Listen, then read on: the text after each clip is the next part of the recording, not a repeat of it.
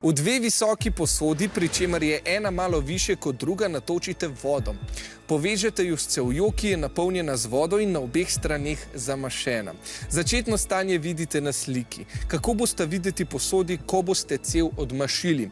Je to slika A, slika B, slika C ali slika D?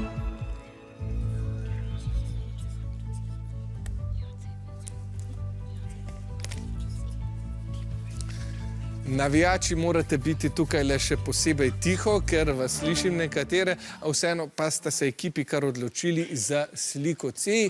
Jasna, ne vem, če sem dobro razumel ta eksperiment, ampak a ti v resnici iščeš nasvet za čiščenje akvarija?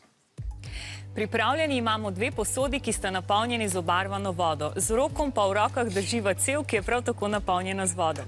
Hkrati bova cev potopila v posodi. A si pripravljen? Ja, ne vem, recimo. Moraš biti. Ok? Dobro. 3, 4, zdaj. Zdaj. In potopiva noter vse do konca. Takole, hvala lepa. Tvoje delo je že skoraj opravljeno. Nekaj se dogaja. Še malce potopi, tako, Dobro. super. Mi pa zdaj lahko opazujemo, kaj se bo pravzaprav dogajalo z vodo v posodah. V dvignjeni posodi je bilo prvotno več vode kot v tisti, ki je na tleh. Ampak potem, ko sva potopila cev, se zadeva začenja spreminjati.